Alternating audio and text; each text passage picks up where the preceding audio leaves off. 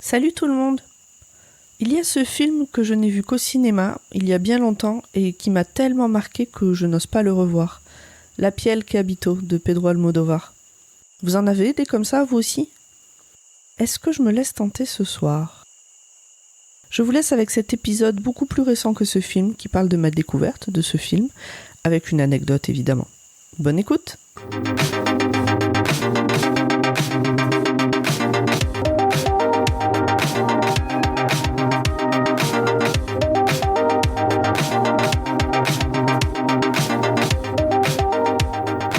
Bonjour, bonsoir tout le monde. Aujourd'hui un watchlist un peu spécial parce que je veux vous parler d'un film que je ne veux pas revoir, mais que je vous recommande quand même.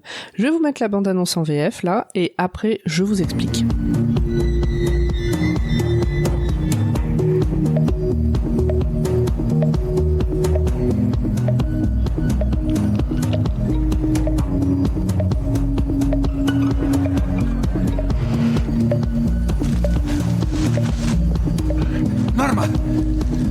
Norma!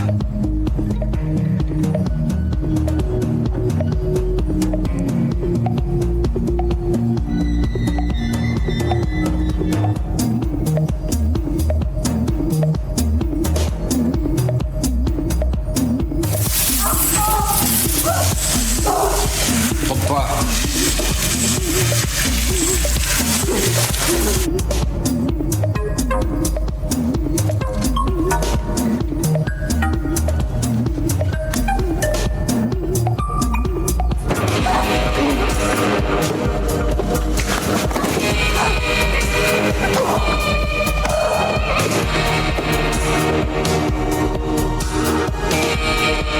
Dégage, bordel de merde.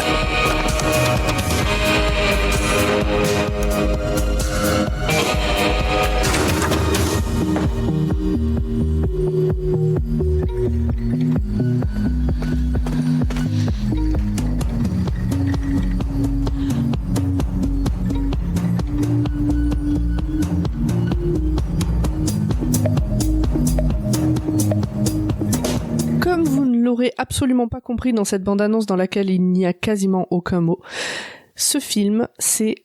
Alors, je vais écorcher tout ce que je vais dire à partir de maintenant, désolé, ça sera comme ça.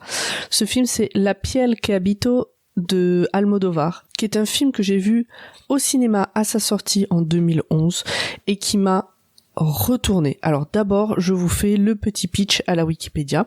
Donc c'est un film de Pedro Almodóvar qu'il a écrit avec son frère Agustín. Dedans on retrouve Antonio Banderas, Elena Anaya, Marisa Paredes, Jeanne Cornet, Blanca Suárez et d'autres personnages. Donc Antonio Banderas qui joue le rôle principal et Elena Anaya qui joue le rôle féminin principal.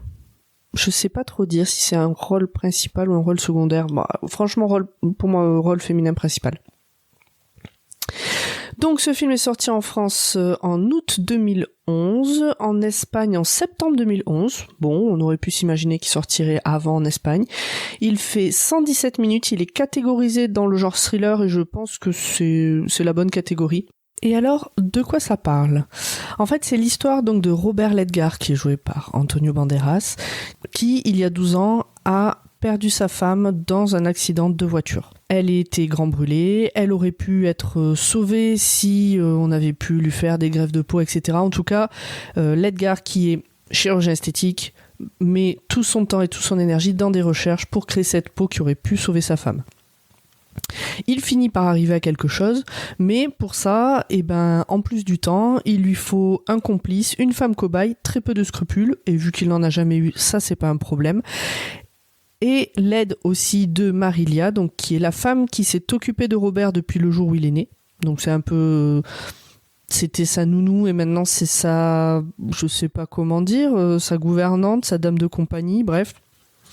Sa maman de substitution, comme vous voulez. Donc elle, c'est aussi la plus fidèle des complices qu'il pouvait avoir. Et puis cette femme cobaye, alors qui est-elle et d'où vient-elle ? Ça fait partie des grands suspens de ce film. dans ce que je peux rajouter, on va dire, pour l'aspect Wikipédia, c'est que le film a fait partie de la sélection officielle du 64e Festival de Cannes en 2011. D'ailleurs, au niveau des distinctions, donc, pendant le Festival de Cannes 2011, il a été présenté en compétition officielle pour la Palme d'Or, qu'il n'a pas eu. C'est The Tree of Life qui a eu la Palme d'Or cette année-là.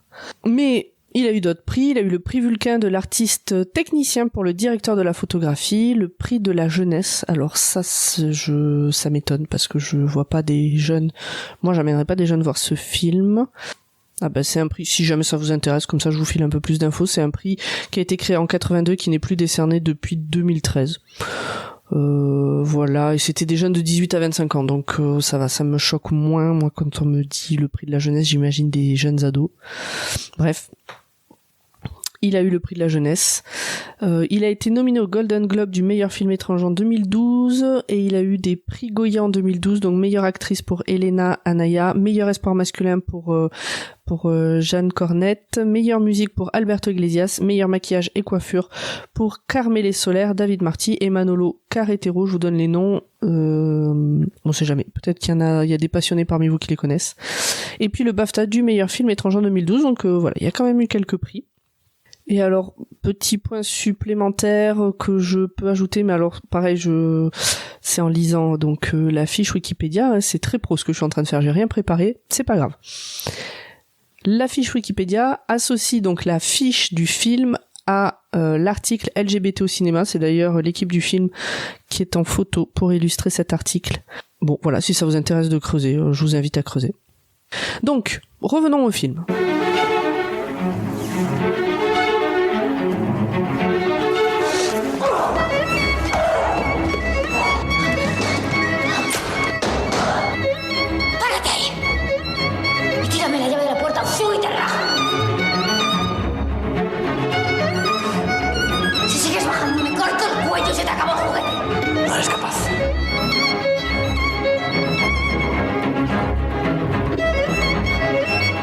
Et ce que j'en ai pensé, pourquoi je ne veux pas le revoir alors que je vous le recommande. Donc la piel que habito en espagnol, The Skin I Live In en anglais et La peau que j'habite en français, évidemment.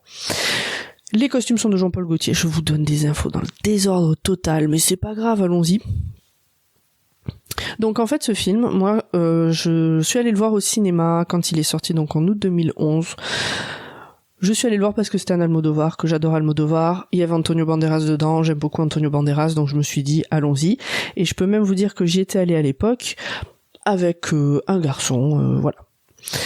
Et à la sortie de ce film, en fait ce film m'a retourné et m'a bouleversée et m'a surprise et beaucoup d'émotions de tout type pendant ce film. C'est un film qui est noir, c'est un film qui peut être très oppressant, c'est pas du tout un film feel good, pas du tout mais l'histoire, enfin voilà, moi j'ai été vraiment prise par l'histoire, je me suis rendu compte à un moment donné que je réagissais parfois à voix haute à certaines scènes dans le film. Alors à voix haute, je racontais pas ma vie, mais non, alors que bon, au cinéma ça se fait pas et moi je le fais pas souvent non plus, mais là c'était plus fort que moi. Et donc je disais que j'étais allée le voir avec quelqu'un parce que en sortant du cinéma, moi j'étais tellement retournée que j'avais pas envie de parler, ou alors avec quelqu'un avec qui échanger toutes ces émotions, et que cette personne qui m'accompagnait m'a juste dit bon, on en joue maintenant. Et en fait je suis rentrée chez moi et je l'ai plus jamais rappelé parce que ce film, voilà, était passé au-dessus du reste, et je n'ai pas envie de le revoir parce que j'ai peur de perdre cette sensation, puisque maintenant je connais l'histoire, je sais ce qui va se passer à peu près à quel moment, même si ça fait longtemps que je l'ai pas vu, j'ai quand même en tête les grandes lignes de l'histoire. Et donc c'est pour ça que donc j'ai peur que ça le desserve, que je le revois en fait. Un peu comme un plat réchauffé. Certains plats sont meilleurs réchauffés et d'autres, ils y perdent un peu. Et là j'ai peur qu'il y perde un peu. Mais vraiment je le recommande mais 1000 fois. Et j'ai pas grand chose à dire, les acteurs sont extrêmement bons, l'histoire est ficelée au poil de jambe près. Regardez, enfin si vous êtes dans un bon mood, hein, si vous êtes déjà un peu déprimé au fond du trou, peut-être pas, mais si vous êtes dans un bon mood, regardez ce film. Il est, enfin, je sais pas, j'ai envie de croire qu'il peut toucher des gens autant qu'il a pu me toucher moi. Alors j'avais déjà parlé de Bolbert qui m'avait beaucoup touché pour l'histoire, le fond de l'histoire. Là c'est plus le côté thriller et la manière dont l'histoire est écrite qui m'a vraiment touché et qui m'a prise. Je peux aussi vous dire, donc j'ai découvert que c'était un film qui était librement adapté, mais adapté quand même d'un bouquin qui s'appelle Miguel, de Thierry Jonquet. Donc c'est un bouquin français qui fait environ 160 pages, donc je vais le rajouter à ma pile à lire. Je pense que j'y jetterai un œil. Voilà, je sais pas quoi vous dire de plus, parce qu'en fait j'ai pas des millions d'arguments à part que voilà, ce film m'a et donc il est disponible sur Netflix, il est disponible sur Univers Ciné, il est disponible sur, qu'est-ce que j'ai vu encore, donc sur Netflix avec ou sans les pubs, donc relativement facilement accessible si vous avez des abonnements. Je pense qu'il doit être facilement trouvable dans les médiathèques en DVD. Voilà, allez voir ce film. Et venez me dire ce que vous en avez pensé. Des bisous, du coup, et puis à bientôt pour une autre reco.